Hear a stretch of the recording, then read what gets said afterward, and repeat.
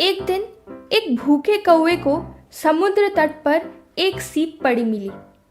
सीप के अंदर का मांस निकालने और खाने के लिए उसने सीप को तोड़ने की कोशिश की। सीप नहीं खुली। अब उसने अपनी चोंच से सीप के अंदर का मांस निकालने का प्रयास किया, पर वह असफल रहा। अब उसने सीप पर पत्थर मारा, लेकिन फिर भी कुछ नहीं हुआ। इस बीच एक और चालाक कौवा वहां आकर बोला, मेरे दोस्त, यह सीप इस तरह से नहीं खुलेगी। तुम मेरी सलाह मानो और इसे अपनी चोंच में दबाकर ऊपर आकाश में उड़ जाओ। वहां से इस सीप को चट्टान पर गिरा देना, तभी यह खुल पाएगी। भूखे कौवे को यह विचार पसंद आया और उसने वैसा ही किया। कौवा सीप को चोंच में दबाकर उड़ गया और ऊपर जाकर उसने सीप गिरा दी। सीप तुरंत खुल गई, लेकिन दूसरे कौवे ने तुरंत उसे उठा लिया और उसके अंदर का मांस खा गया। जब पहला कौवा वहां पहुंचा तो उसे सिर्फ सीप के खोल के टुकड़े ही पड़े मिले।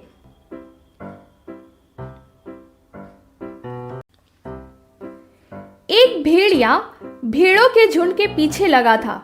उसने झुंड के पास चरवाहे को देखा तो उसने भेड़ों पर हमला करने का प्रयास नहीं किया। चरवाहे को उस पर संदेह तो था ही, इसीलिए वह भेड़ों की निगरानी करता रहा। अगली बार फिर भेड़िया चुपचाप भेड़ों के साथ लगा रहा और उन पर उसने कोई हमला नहीं किया। धीरे धीरे वह भेड़ों के झुंड का ही हिस्सा बन गया। चरवाहे को भी उस पर विश्वास होने लगा कि वह भेड़ों पर हमला नहीं करेगा।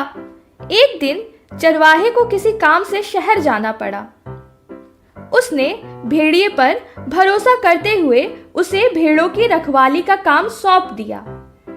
जैसे ही चरवाहा शहर के लिए निकला, भेड़िया तुरंत भेड़ों पर टूट पड़ा और एक एक करके सबको मार डाला।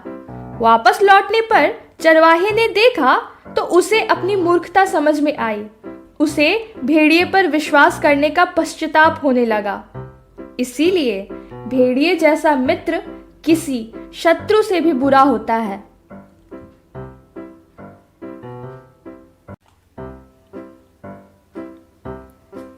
एक दिन एक जंगली हाथी ने एक पेड़ की डाली तोड़ी, जिससे उस पर बना गोरैया का घोंसला टूट गया और उसमें रखे अंडे फूट गए। गोरैया का रोना सुनकर एक कठफोड़वा वहां आया और उससे रोने का कारण पूछने लगा। गोरैया ने उसे सारी बात बताई। कठफोड़वा बोला, चलो मक्खी की सलाह लेते हैं। वे मक्खी के पास गए और उसे गोरैया की दर्द भरी कहानी सुनाई। मक्खी ने मेंढक की सहायता लेने की सलाह दी। गोरैया, कठफोड़वा और मक्खी तीनों मेंढक के पास गए और उसे पूरी बात बताई। मेंढक बोला, हम सब एकजुट हो जाएं तो हमारे सामने हाथी क्या कर लेगा।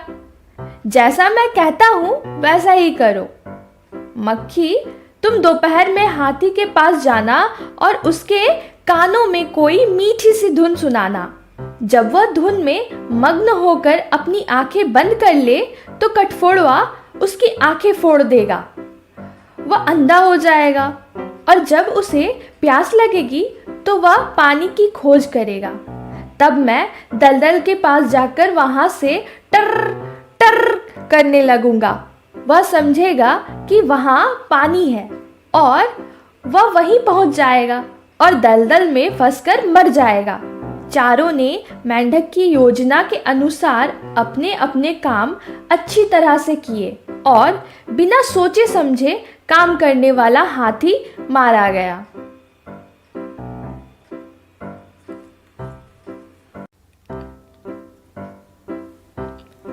एक बार एक सियार एक धोबी के घर में घुस गया और कपड़ों को रंगने के लिए नीले रंग से भरे बड़े हौद में छिप गया। जब वह बाहर निकला तो तो वह पूरा नीला हो गया था। जब सियार जंगल वापस आया तो सारे जानवर उसे देखकर डर गए। उन्हें समझ ही नहीं आया कि यह अजीब जानवर कौन सा है। सियार बोला, डरने की कोई बात नहीं, मुझे ईश्वर ने विशेष तौर पर बनाया है। उसने मुझे तुम लोगों का राजा बनाकर भेजा है। जंगल के सभी जानवरों ने उसे अपना राजा मान लिया।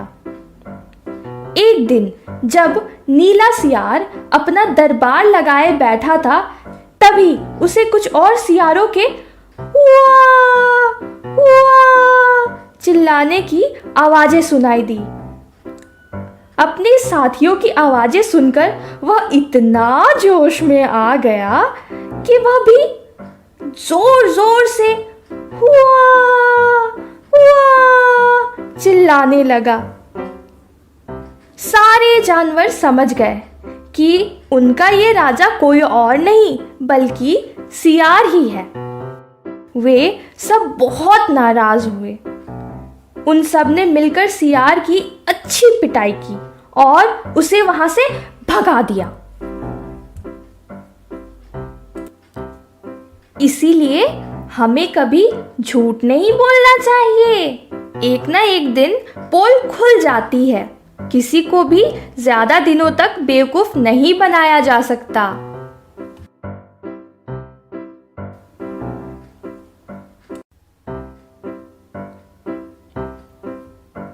एक बार की बात है, कबूतरों का एक झुंड था। अपने राजा के साथ वह भोजन की तलाश में इधर उधर उड़ता रहता था। एक दिन वे सारे कबूतर एक जाल में फंस गए।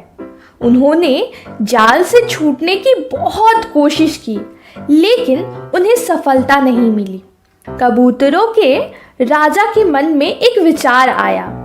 उसने सारे कबूतरों से कहा कि अगर वे सभी एक साथ उड़ने के लिए बल लगाएं, तो वे जाल को साथ में लेकर उड़ सकते हैं।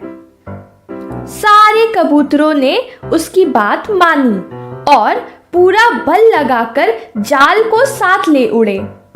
शिकारी ने जब कबूतरों को जाल के साथ ही उड़ते देखा तो वह हैरान रह गया। कबूतर उड़ते उड़ते एक चूहे के पास पहुंचे।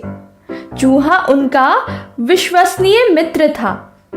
चूहे ने तुरंत ही अपने दांतों से जाल काट दिया और सारे कबूतर मुक्त हो गए।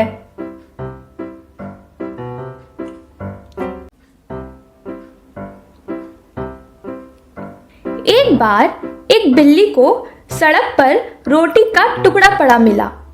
तभी एक और बिल्ली की निगाह उस टुकड़े पर पड़ी। दोनों बिल्लियां आपस में झगड़ने लगी। कुछ देर बाद पहली बिल्ली ने सुझाव दिया कि रोटी के टुकड़े को 2 हिस्सों में बांट लेते हैं। तभी एक बंदर वहां आ गया। बिल्लियों ने उस बंदर से कहा कि वह रोटी के उस टुकड़े को 2 बराबर भागों में बांट दे। बंदर बहुत चालाक था। उसने रोटी के 2 टुकड़े किए और दोनों के आकार की जांच करने लगा। एक हिस्सा थोड़ा बड़ा लगा तो उसने उसका एक टुकड़ा खा लिया। अब उसने देखा कि दूसरा हिस्सा कुछ बड़ा रह गया।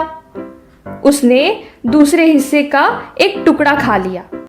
इसी तरह करते करते वह दोनों हिस्से खा गया और बिल्लियों को कुछ भी नहीं मिला। इस कहानी से हमें यह शिक्षा मिलती है कि 2 बिल्लियों की लड़ाई में रोटी बंदर ले जाता है। अर्थात कई बार 2 लोगों की लड़ाई के बीच कोई तीसरा ही लाभ कमा लेता है या अवसर का फायदा उठा जाता है। अतः लड़ाई ना करें और सही से अपने बुद्धि विवेक का प्रयोग करें।